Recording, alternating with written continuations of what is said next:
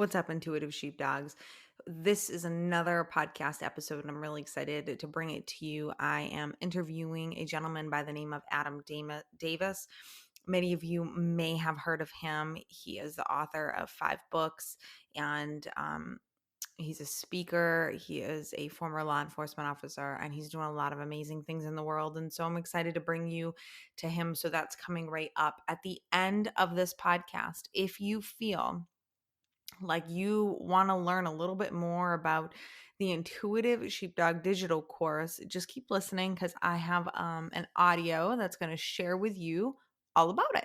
If you guys have questions, comments, as always, find me on Instagram at Intuitive Sheepdog and let's talk about it. I hope you enjoy this episode. What is up, Intuitive Sheepdogs? Welcome to another podcast of the Intuitive Sheepdog podcast with your host, me, Autumn Schmidt. I'm really excited to have you here today. We have a very special guest. His name is Adam Davis. And he, honestly, I was just having a conversation with him prior to this. And he is honestly going to be one of the nicest, most genuine people I've ever met. Adam, I'm so excited to have you here. Tell us Thank you about for yourself. thank you for having me on, Autumn. I appreciate it. Yeah, of course. Yeah. Former police officer down in Dothan, Alabama. That's Dothan for most people who aren't from here. They call it Dothan. We can always tell the out-of-towners when they mispronounce the name of the city. Former police officer, turned into a writer, and honest to God, it was a way of coping. And I'm working on book number 5 that's going to release in May. It'll be Amazing. the second book that I've written with Lieutenant Colonel Dave Grossman, and so much more to come. But thank you so much for having me on. You're welcome. Can we first, okay, 5 books, like, okay, Sheepdog Nation, I think we all need to like give up and give this guy a freaking round of applause because that's like impressive, number one. So that's fucking awesome, Adam. Number 2, can we just all talk about how fucking amazing Lieutenant Colonel Grossman is? Like, serious. He is genuinely one of the nicest people, and I have the pleasure of talking to him almost on a weekly basis. He still travels 200-300 days a year speaking. He's extremely focused. You will see as we go further along in the years to come, I'll probably take on quite a few of his characteristics. He mentors me. He talks to me. We talk through issues, and I could not have imagined I would be in this position today 5 years ago when I began the journey. It is a dream come true. The day that I reached out to him, it was right before Behind the Badge, the 365-day devotion that I wrote before it launched. I was sitting around and I was thinking, I was really reflecting on where I come from. And I remember some of my training, officer survival training. And I remembered some of the things that I learned came from him. And I said, I don't know if this guy is going to really dig this book and the content, the way I write, but I'm going to take a shot. So I sent him an email and I asked him, I just went through his website and I said, hey, Colonel Grossman, would you consider endorsing this book? This is who I am. I'm a former law enforcement officer, da-da-da-da-da. He responded a few weeks later, I guess it was, and said, yeah, this is the absolute best thing on the market in our country right now for cops, bar none, period. The best book, best resource. And blew me away. And we started having some conversations. And he said, what would you think about writing some books together? And after I got up off the floor, seriously, I said, yeah. Yeah. There's some times in life that you'll be presented with an opportunity that you really, truly, you don't believe you're ready for. And those are the times when you're presented with those opportunities. By God, go and learn as you go. You'll grow into it, and just go. And that's what I did. So our first book was Bulletproof Marriage, and most of our sheepdog community is familiar with that book. It's touched a lot of lives. I have a private community on Facebook. Over 1,000 people in that community. If you're not a sheepdog, if you're not first responder military, you don't get in. I don't care if you're a doctor, if you're a counselor, if you're a marriage therapist, if you're not a cop, if you're not any type of first responder or military, you get denied. I'm very protective of my community. And so that has opened a bunch of opportunities for me. And, it's It's not an easy task. It's not an easy mission, but I love every single moment of it. It is a lot of fun, especially when I get calls from couples who tell me that they were planning, they'd already contacted a divorce lawyer, and somebody put this book in front of them and it changed their life, saved their marriage. They have the best marriage of their life right now. Or the guy who emailed me and said that he had planned a suicide. He read something in one of my books that changed his life, and he realized he had a purpose and he wasn't a victim of his past anymore. He could move forward, and he no longer wanted to take his own life. That's the stuff, man. That's why we do what we do. That is fuel in my fire. That is fuel in my fire. So that when you see me running like my head's on fire, that's why. Because I'm after just one more. I want to help one more couple, one more person, and it's worth it. A friend of mine, Robert Bauer, used to be in the D.C. area with the FOP Lodge up there, says a man's soul is worth fighting for. And I believe he's a former attorney, maybe current attorney, I don't know, had law enforcement experience also.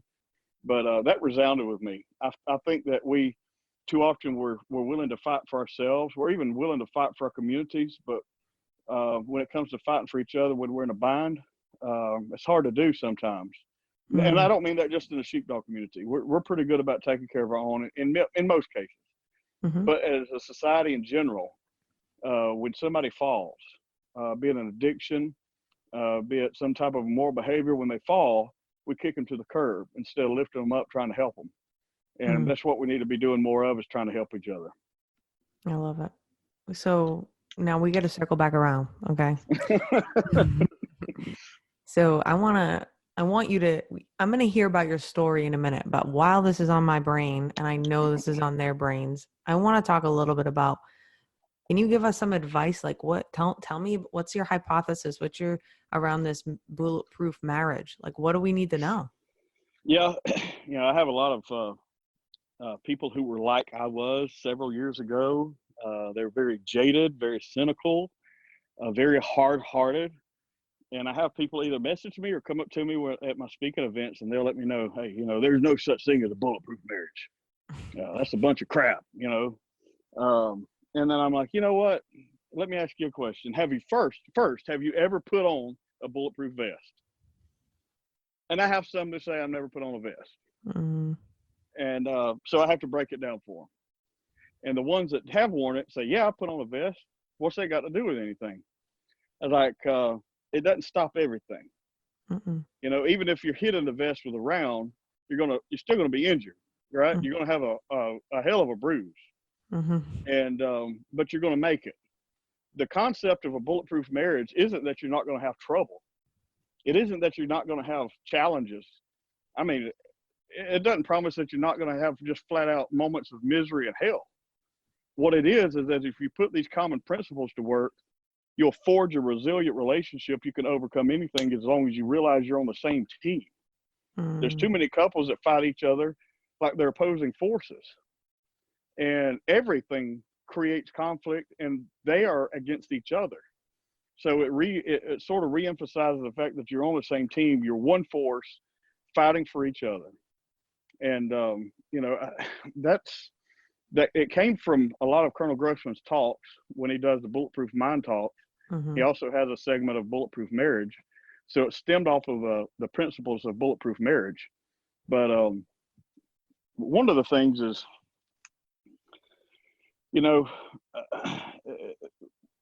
too often we're willing to fight for a career. We're willing to fight for things we care about and love, but our marriages seem to take back seat, become second priority. We give our all to our, to what we do on the job. We give our all to everybody else. But when it comes home, when it comes to our spouse, husband, wife, wherever you're at, it's a whole different ballgame. We get in autopilot mode. I know at one point I would come home, literally take off my vest, take off my belt, and I would sit in the chair and stare at a wall. I wouldn't talk to anybody. My wife would say, how was your day? I was like, I just survived it. I would rather not talk about it again. Don't make me relive it.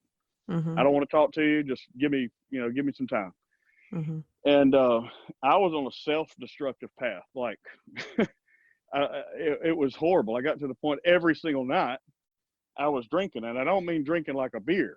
I mean, I'm surprised I'm still alive. Really? I got involved in extramarital affairs. I was, I was doing everything to fill a void that could only be filled the right way. And I was trying to run from the reality of an issue that I created by not putting my effort at home. And so when Adam, what do you think that void was? for me, it was, so back up, I grew up, my parents divorced when I was a little kid, and my mom remarried a pastor. And so I grew up in church. I was going to church 8, 9, 10 days a week. And so I grew up trying to live up to a set of rules and regulations, a set of laws, right? Mm-hmm. And law enforcement, I thought, when I got into law enforcement, I thought that my faith was strong. I thought that I was ready to face the things that I was going to have to deal with, and I wasn't. I was way far off from it. Mm-hmm. So the void for me was believing in something bigger than myself, and for me, that's the relationship with Jesus, and not in a way that I grew up seeing, that was based on fear, based on the punishment of hell. It was based on a loving relationship with a heavenly Father who loves me and cares about me more than anything. He cares about me, and so that led me to, through my career, I got to a point where I was internally interrogating God. I was breaking him down. I was trying to break him down, and I'm like, I don't understand you. You don't, this doesn't make sense. 1 + 1 doesn't equal 2. I can't make sense of all this. If you really care about me, if you really love me, and if you're really a God who's love, why are all these things happening? Why do I have to go see a baby that's been raped, or a baby that's been murdered, or whatever else bullcrap violence is going on? Why is all this happening? Right. And I had to get to a point to where that quitting was no longer an option. And that meant quitting on myself, quitting on my life, quitting on my job, quitting on my family. I left law enforcement, but I didn't quit law enforcement. I no longer wear a badge every day or work the streets or work a shift. Same. But I'll always be blue. Yes. And that's who I am. Mm-hmm. My mission today is to continue to improve the life and the well-being of every man and woman who puts on that badge to serve their community in whatever way I can do it. And so for me, that void was coming to terms with, number one, I can't figure God out. There's just some things I don't have answers to. Number two, eliminating the concept of quitting. That's no longer an option. And number three, completely surrendering myself to whatever his will for my life was. And if that meant writing books, then so be it. It's not the manliest thing out there, but I'm having fun and we're changing lives, and I think that's what matters. Oh, fuck yeah. Hell yeah. Screw being, trying to be, manly and fit in and, I could go on and on and on. And Sheepdog Nation, I do not believe in this social media imagery bullshit that anyone will have you believe you've got to have a 6-pack abs, run fucking 10 miles a day, got to be in shape. If you're a cop, you shoot firearms every day, train BJJ and fucking eat chicken and broccoli and work out 24/7. And if you don't do that, then you're wrong. And so good for you. I'm really proud of you. I'm really happy. I'm really happy and honored to have met you and have you on the podcast. Adam, I want to go back a little bit, because I know I read a little bit about you. We had a little bit of a conversation. I want to talk about the low. I want to talk about the low of the low that you experienced, because I want to hear your story, but then I want to ask you some questions about it, because I just have to say that I just know, speaking from my own experience, but I just kind of feel like it's some sort of pattern in law enforcement where we are on this high of a high, and then it's like, fuck, we go low. And yeah, when we go low, baby, we go low. We go low. That's right. So I'll take you back a few years, and this may be a sensitive topic for some folks. I'll just go ahead and give you a heads up. It's probably going to be pretty hard for you. Hell, it was hard for me. My parents divorced when I was probably 5 years old, maybe 5 or 6, somewhere in that neighborhood. And mom had to go work more often, and there was nobody else to keep us. She left us with someone who was not a family member. I always preface that nobody in my family did this to me. And so around the age 5 or 6 years old, I was being kept by a non-family member who was, well, my mother worked, whatever, and older adult male sodomized me, sexually abused me, introduced me to pornography, and I felt, I don't remember every single detail. I could take you back and tell you the color of the room and tell you the things in the room and tell you how things started and some of the other details that we won't get into here. But I remember having felt so much shame and just felt filthy and worthless. And I didn't tell anybody about it until months before my first child was born. In fact, I just come to terms with the fact that at one point in my adult life, we went back and we moved back from out of town back home, and they put us up in a house, and the house was the one that all this happened in when I was a little boy. No, stop. And I'm dead serious. And so it was my firstborn will be 16 pretty quick, and so it's been about 16, 17 years, about 17 years since I first told anybody about this. And my dad was ready to kill him, and I said, nope, the reason I'm talking about it because I was ready to kill him. And like, I've dealt with this at that point in my life. I dealt with it for I don't know how many years, a long time. I was an adult, and I knew where the guy lived. I hated his guts.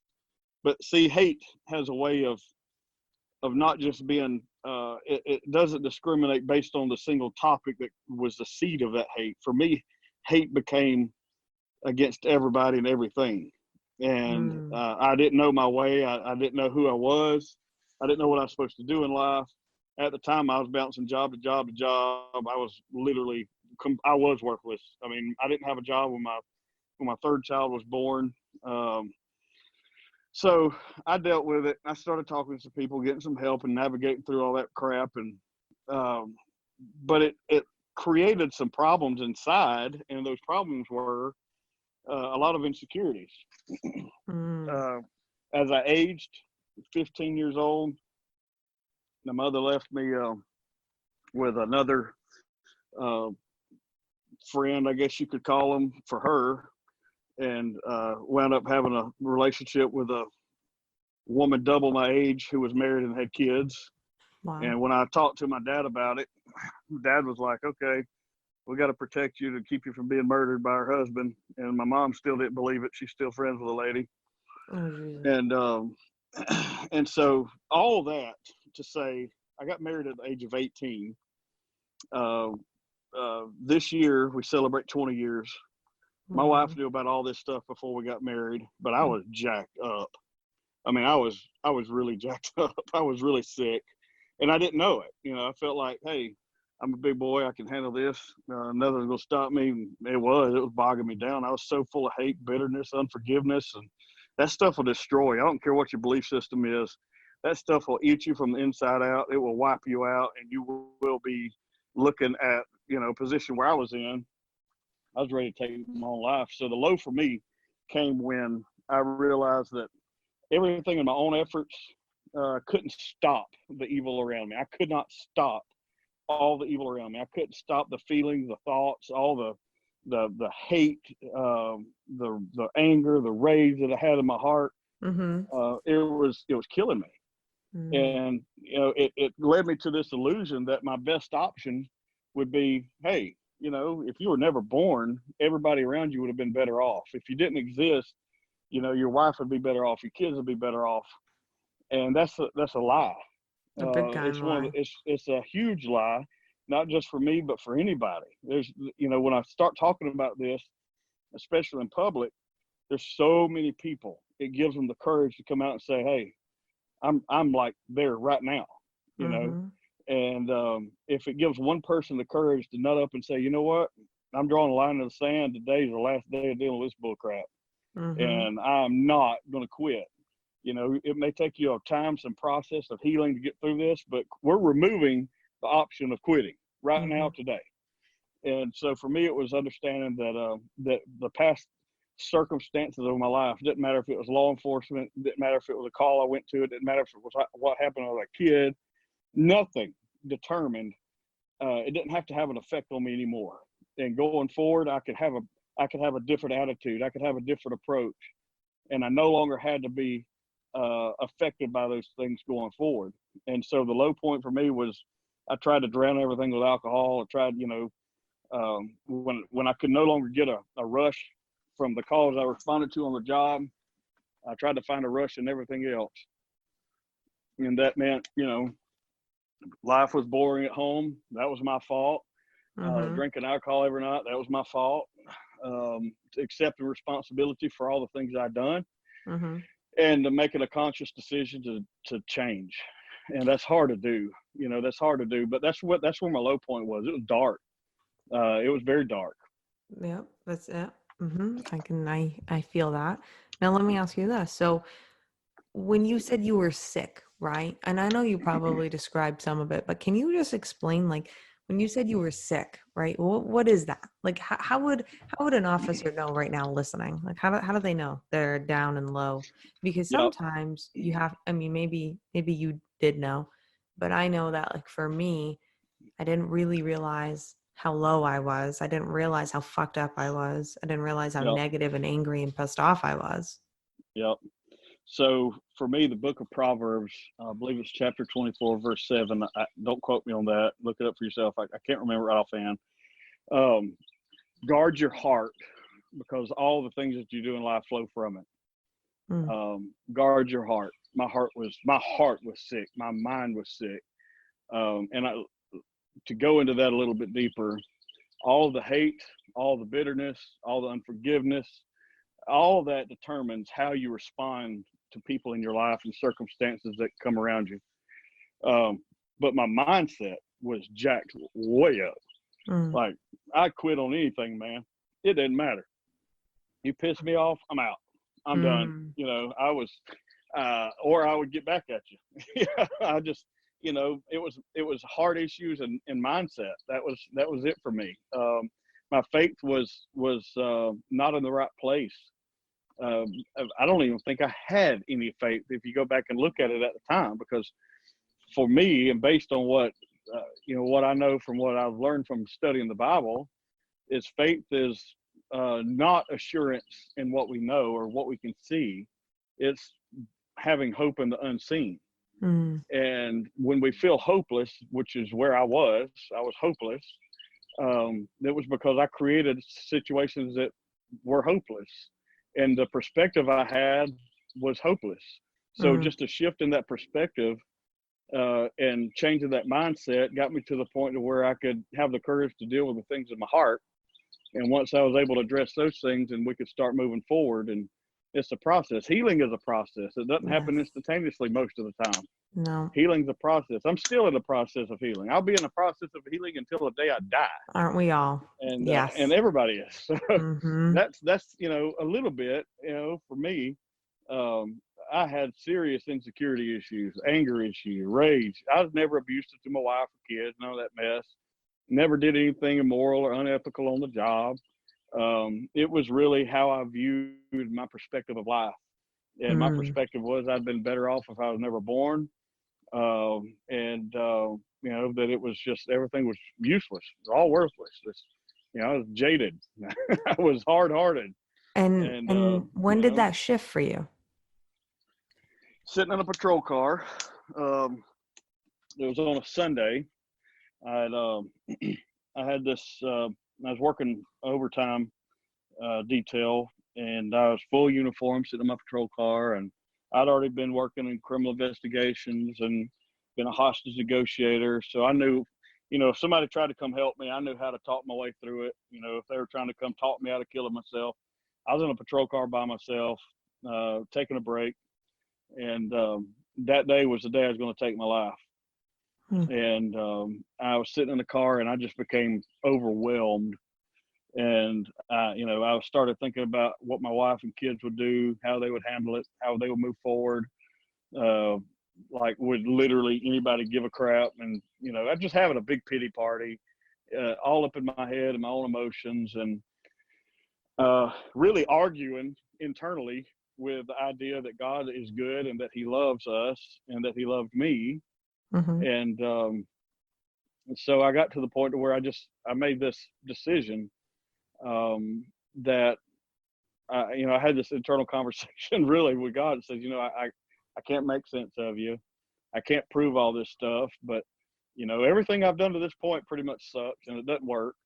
So I have a choice today, and that choice is either take my life or give it to you, and I'm gonna give you a shot, and I'm gonna give it all to you, and you just show me the way, and just take everything I got, show me what to do. And a few months later, I guess it was, I got the idea to write Spirit and Truth. It was a very small 25,000 word devotion.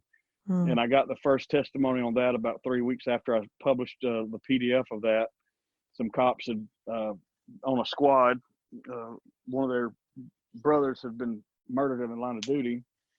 And they said the book gave them hope and it gave them peace. Then I got another message from a guy who said that he was ready to take his own life, and something that was written in that little bitty book changed his perspective on life, and he had hope again, and he no longer wanted to take his life. And I'm not a doctor, I'm not a clinician, I'm not a preacher. Yep. I'm not an expert in the science of the matter. I'm just a brother. I'm just a peer who's been in the boots that many who are listening have been there. And not everybody's ever felt like this, but some have. And And if nothing else, it helps you understand the one that's beside you who is dealing with it, that it's okay to talk about it, and that make you less of a man or less of a woman, less of a sheepdog, less of a warrior, to admit that, hey, I can't do this in my own power, my own strength. And so that was the turning point for me. And that little book opened the door for a publisher to find me and offer me a book deal after I've been rejected probably, 25, 30 times.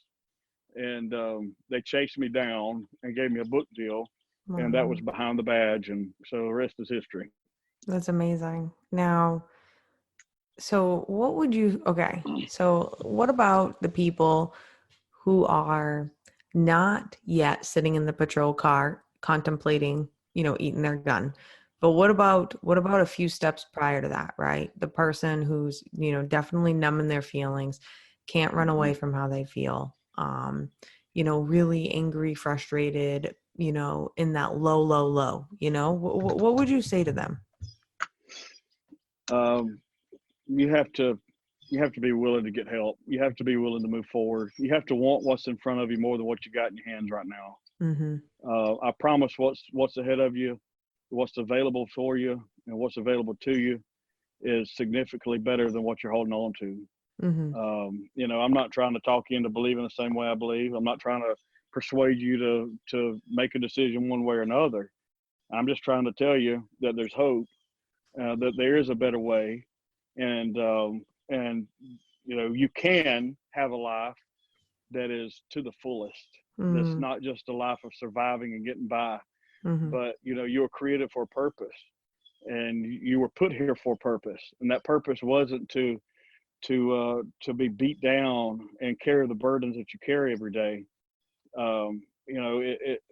It has to be a conscious decision and intentional effort on your part to move forward and to say, you know what, I want what's tomorrow and what's ahead of me more than I want what I've got in my hand right now. It means more. There's people that do love you. There's people that care about you, and they want the best for you. And the evil will continue to exist. Evil will exist long after all of us are gone. Evil is going to continue to exist, but we've been given a special ability, a power, a desire, and a willpower to be the force that overcomes that evil with good. And you have to look at it from the book that's coming out in May with Colonel Grossman on spiritual combat is essentially talking about spiritual warfare. And some people believe it, some people don't. But it's not hokey, it's not weird, it's not wonky, but it talks about some of the things that go on in the realm that you can't see. And, in my experience, that world is significantly more of a reality than the things we can see, touch, and feel in this world. And everything that we see going on right now is just a manifestation of a battle between evil and good. Mm-hmm. It's a manifestation of what's going on in the spiritual world. And so, being willing to be a vessel to answer the call as a sheepdog, and not just be a sheepdog, but be a sheepdog who helps other sheepdogs. I think that's the ultimate mission in life.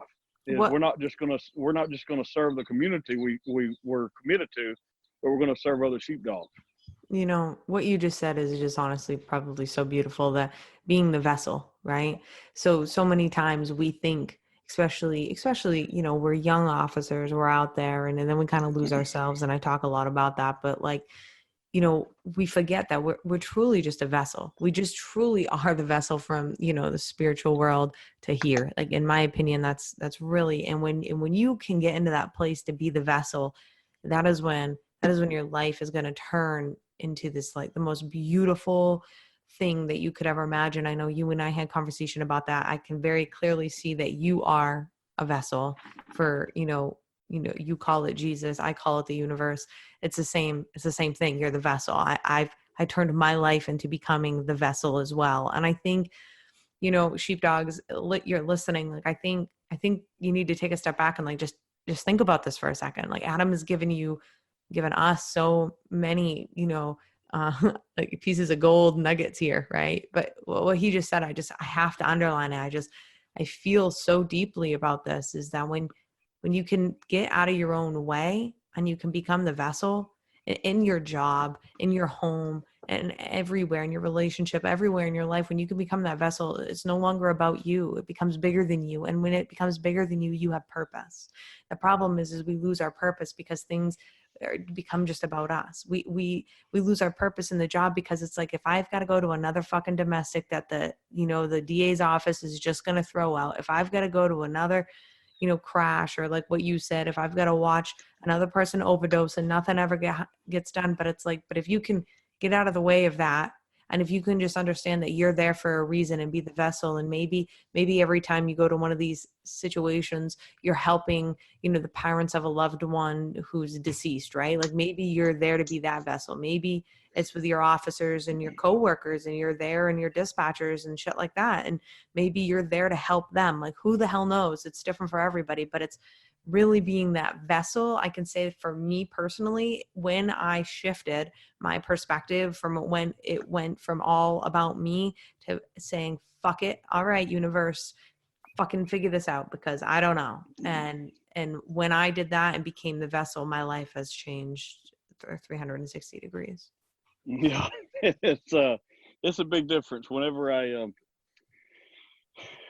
quit making it about me, and realized that, yeah, I am a vessel, but my life is not my own, then things really changed big time for me. When I understood that it wasn't about me, there's a bigger purpose, and the stuff that goes on around us, that's little stuff. It's minor, I mean, it's a big deal, but it in the big picture, it doesn't last. You will last. And so, yeah, I had to get out of a place where being selfish and making it all about me, and become a selfless vessel. And that has changed everything. And now here I am looking at book number 5 with more books under contract, and more than anything, lives being changed. And that is more important and more reward than any book I could ever write. Absolutely. It's that impact, man. Again, and you're killing it, and it's amazing. So, I love that. What I love about this conversation, and Adam, what I actually really enjoy, which I haven't even, I don't think I know that I haven't told you. Here's what I really enjoy in sheepdogs. This is something that I really think that subconsciously I've really wanted to have Adam on for a while, and I really want to have this conversation. Is Adam believes in Jesus and he believes in God, and I do too. But here's the thing. Here's what I love, Adam, is I love that how your belief is it's different but the same as mine, but it's different, right? Like, and when I talk about God, I talk about God being the universe, and I believe that God is the source of infinite love. I know that is not different from what you do and what you believe, but what I'm trying to say is, if we all kind of believe in the same thing. It's the same thing. I look at Jesus, in my spirituality and my, what I believe in, as I look at him as an ascended master, right? He's definitely a master of spirituality and all that. And that's how I look at him. And I still talk to him every day, and I still talk to God and stuff like that. It's just a little different. But the reason I wanted to underline this is because, I'm very boldly out there. Like, I'm talking to the universe, I'm talking to angels, I'm doing this, I've got crystals, I've got this, I'm doing that. Like, I'm very boldly out there. But the thing is it's all the same. In my opinion, it's all the same thing. It's an infinite source of love, and it's the source that's higher than all of us, because we're spiritual beings in this human, in this human experience. And I mean, Adam, I'd love for you to say whatever you'd like to say about that. But no, I appreciate it very, very much, and I think that we have to get to a point where we're willing to sit down at a table with people who believe differently and see things differently, and we come together for one common purpose. And it doesn't matter where you sit, what you believe. That one common purpose should be selfless approach to life. We give out of our place of deepest need, and we're driven by love. Everything we do is driven by love. It's not driven by selfishness, and I appreciate the fact that, you refer to God as the universe, but the universe is only so big, and it's only so big, and it can't even contain a part of him. And it's so much bigger than what we can imagine. And I think that's one of the things and I'm a thinker, the way I'm wired, I'm a thinker, believe it or not. You hear the way I talk, and you're like, some redneck from Alabama is a thinker. That's hilarious and dangerous at the same time. But there's more stars in the sky that we can see just within our eye than there are grains of sand on our planet. And if you ever doubt that you have a purpose here on this earth of 7 billion people, think about that. Think about the fact that there's more stars in the sky than there are grains of sand. If you ever been on a beach, I'm an hour and a half from the Gulf Coast. That's a lot of sand. Yeah. So yeah. That's a lot of stars, and that's a big sky. And you need to know that wherever you're at in life, that you are loved immensely. And I don't care how big, bad you are, how strong you are. I want you to be good at your craft. I want you to be the best at your craft. Work out every day. I got to eat chicken and broccoli. I did it for 30 days, and I thought I was going to die. Me too. I did the same thing. Whatever you do, let it be done in love. Yes. And that is our greatest purpose. The sheepdog. That's what separates us from the wolf. Is we're willing to stand and do violence on behalf of everybody else, but it's driven by love. Yes. So my challenge to you today is to not only let what you do as a sheepdog driven by love be the key point and the driving focus in your life, but also remember that you too are loved, and that one day we'll answer to the great shepherd, the ultimate sheepdog. And that is the point of our life where we have to get to the point where we say, you know what, it's not about me. It's not about everything I can do. It's not about the bad times or the good times. It's about the whole body of work. And my body of work is going to be defined by one thing, and that's love. I love it. Adam, how can Sheepdog Nation, how can they find you? TheAdamDavis.com. TheAdamDavis.com is the website. It's not because I think of myself so highly. AdamDavis.com is taken. And I think it's porn, but I'm not sure. It's password protected. So theAdamDavis.com. I'm on Facebook, the official Adam Davis. I'm on Instagram, Adam Davis Official. I do some work with the Chris Kyle Frog Foundation. I'm very mission focused on helping other people discover the very best marriages available to them. And if they're not married, help them to discover the very best purpose that is available to them, what they were created for. So I'm very honored to have some awesome friends. You're one of those, and we are truly all better together. Let's find a way to make an impact going forward. I love it. Thank you so much, Adam, for coming on here. Sheepdog Nation. I need to tell you something. You need to go see his website. You got to go see the landing page. I was telling him, like, right when you land on his website, it's like fucking awesome. Like, he's got these lights in the background and everything. I just sat there and stared at it for a while. Adam, it's been a pleasure. Sheepdog Nation. Thank you so much. We will see you next time. Sheepdog. I'm so happy that you landed on this page. You clicked this because you know I'm a podcaster. I am way better in your ears than you reading my words. So you're here, you're wondering, what is the Intuitive Sheepdog digital course? Is it the right thing for me? Here's the deal. First, I want to take you back and I want to tell you a little bit about me. I want you to know that this digital course is step by step the life changing steps, the life changing realizations, the life changing things I've had to implement into my life to be able to actually achieve my dreams. If you're not sure what that means because you're like, oh, that's cliche as fuck, well, let me tell you. So I started out I was a cop. I've been a cop since I was 20 years old. I got injured. I got injured in the line of duty. My doctor said, you know what? You're never going to work full time patrol again. And that day changed my life. My legs were going numb. My back was hurting. I was unable to work out. And I dealt with it for a long time because I wasn't going to be that girl, especially being a female, right? Like I wasn't going to be that person, but I didn't have a choice. Like my partners knew my legs were numb. I'd have to sit really awkwardly in my cruiser. Like I would have to work dispatch here and there, and I'd have to literally unbutton the tops of my pants because the pressure on my back was way too much. It was killing me. Sitting for long periods of time were hurting. Standing for long periods of time, I couldn't do it. Laying down is what gave me my reprieve. Okay, and as you know, as a police officer, you don't get to fucking lay down. So due to my injury that I sustained, I could no longer work full-time patrol, and it killed me. I met my husband in the police academy, right? Like, so being a cop and police work and the police life, like that's all that I knew.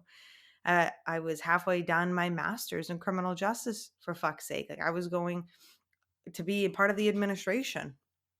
And I got stopped right in my tracks. And it was the single best, worst thing that had ever happened to me. At the time, it was devastating. I hit a deep, deep depression, stayed in my bed for weeks on end, get up to shower, maybe. I showered. I didn't love that. Didn't like getting out of bed, didn't want to leave my house. I wasn't, I was couch ridden. Like, so I really couldn't get up and go work out and do all the things that people tell you to do to, become undepressed, to become happy. Here I am making up words, but you get it. And so I had to do something. I was sitting there and I had to do something. And after a few months of this, and my husband desperately, like literally desperately pleading, begging me to do something. He's like, you are not my at the time I was his girlfriend. You are not my girlfriend. I don't know who you are. This is not the girl that I got with. I understand, like, you were dealt a hard you know, stack of cards, but fuck, like, what the hell?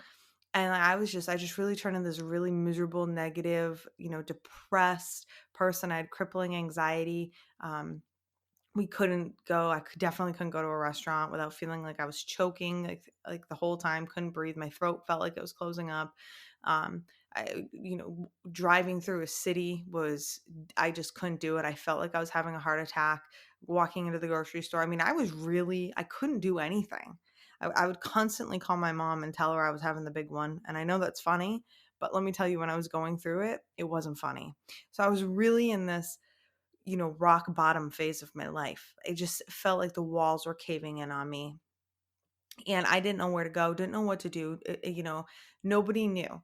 Everybody's suggestion was that I went and got on medication. And when you're in this state, you definitely, if you feel like that's the right thing for you, I'm not shitting on it. But for me, that was not the right thing. I said, no, I know I need change. Like, I just need to change. I know this. And so again, I know I'm making it sound like like, oh yeah, it was just so easy. I just decided, but no, like this is a span of months. Okay. And then I was like, okay, I'm going to start a business. And then I was like, I have to do something for my house, right? Do something for my couch. I had dabbled in multi-level marketing, so I knew that you could do stuff from your computer, that whole like laptop lifestyle, but I didn't know what the fuck I was doing. And what happened was I had to lean in deep on my spirituality. I had to look to others to coach me, to help, change my perspective, change my mind. Started binge watching Tony Robbins. He actually is the one that got me up out of bed. And then it went from, him to just different people that I would listen to, and they would mentor me, and they didn't even know it, through these YouTube videos. And I got books, and then I started journaling, and I would meditate, and I would do all the things. It was slow. It sounds like it was fast, but it was really slow, the slow process.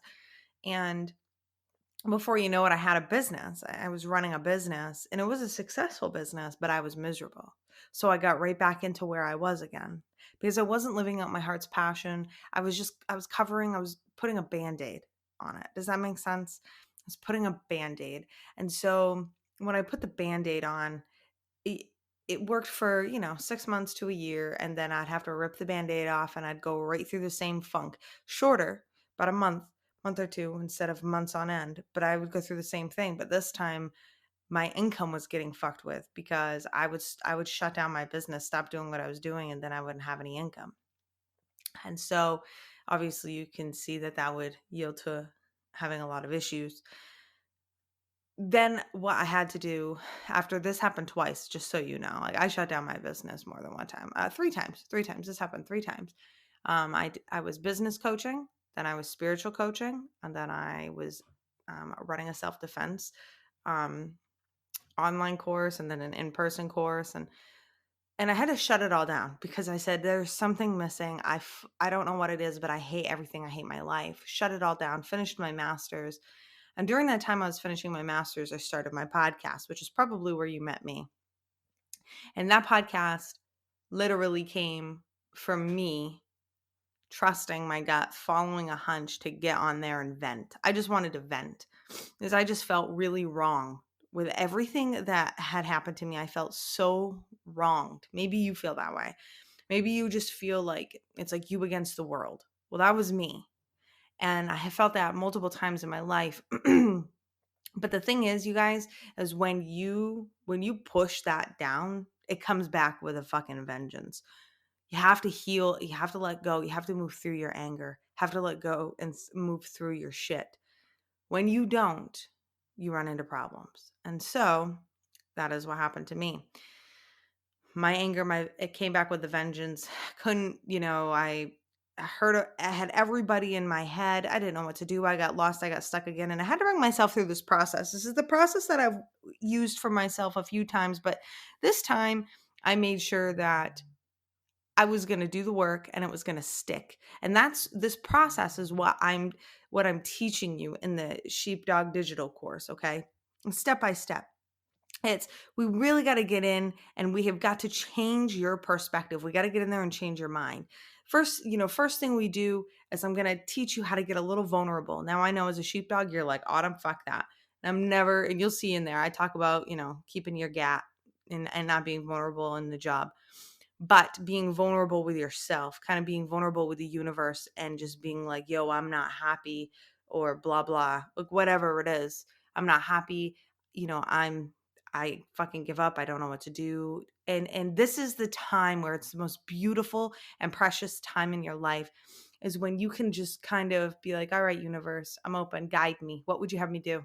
What am I supposed to be doing? This is actually, it's this like crazy, beautiful, ugly time in your life, because you're done trying to control something that you can't even control. The only thing you have control of is over your mind. And that is what I'm going to teach you. And I'm going to teach you how to control your mind. I'm going to teach you how to control your thoughts. I'm going to teach you how to pull out the bullshit that has been deep down inside of you. I'm going to have you, learn to journal. I'm going to teach you how to journal, so that you can, like, you don't have to look for everybody else for the answers. You get to look on the inside for your own answers. How beautiful is that? It's the most beautiful, miraculous thing. It's literally a miracle. I'm going to teach you how to do all that. I'm going to teach you how to change your thoughts, deep dive into your bullshit. And at the end, your whole entire perspective is going to change. Okay. So this course is what has changed my life. I believe in it. I swear by it. And I want every sheepdog to have it. So if that is something that you can get behind, if you're like, I'm ready, like I need to change my life, this course, it's only $197. And if you're like, Autumn, I don't have that right now, no problem. I have your back.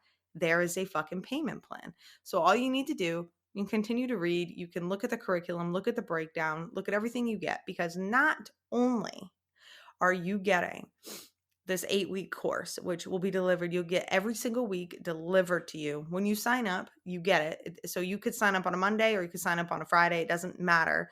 It's all set up. So every single week, right when you sign up, you start getting content. You start getting modules. You're going to hear from me 2 times a week. You're going to have a ton of content, a ton of modules. You get to keep everything for yourself. And guess what?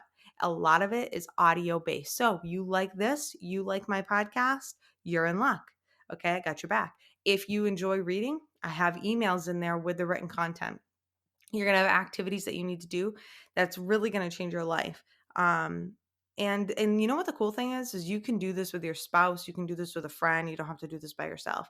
So not only are you getting all that 8 weeks of stuff, you're getting 6 extra bonuses, okay? Well worth, like, together the course and the bonuses are worth over $685. And that's not me putting bullshit prices on everything. This is stuff that I've actually charged for this content, okay?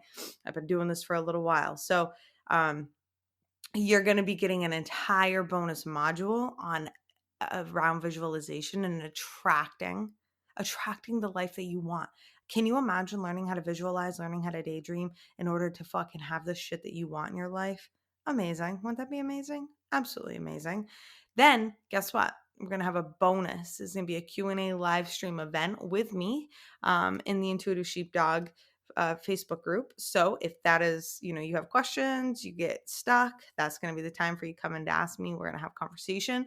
You also, this is probably my absolute favorite bonus, is you're going to get 1 free month inside the club. And the club itself has been shut down. So you can't get in unless you take this digital course, and you get a bonus month for free. So, and that's worth $55. That is going to be absolutely life-changing. You get to be around people who've already taken the course, who answer all your questions, who will, be there to support you 24/7. It's amazing. That course, that club is absolutely amazing. You're going to get your own angel number book and training, because as you start to take this course, you start to open your mind. You're going to start seeing numbers and you're going to be like, what the hell? What are my angels trying to tell me? I'm going to tell you. You're going to get 3 guided meditations I created specifically for sheepdogs. It's going to help you to begin to relax instantly. And you get an entire bonus meditation class that I created just for sheepdogs. So you are literally in for $197, or if you sign up for the payment plan, it's going to be life-changing. Absolutely life-changing. Life-changing. So I'm telling you, if you like what I've been doing, if you like the fact that everybody told me I would never be able to be a life coach for cops, and here I am. My one-on-one practice is fully booked out. I've been taking care of myself financially for the past year with this. I have spoken to thousands of police officers, first responders, spouses from all across the country. I have had some very famous, influential people on my podcast. I am now hired as a consultant, as a coach, as a life coach for a police department. A police department, I manifested this. Like, a police department just hired me to be the life coach for their cops at their police department. They're paying me. How fucking beautiful is that, right?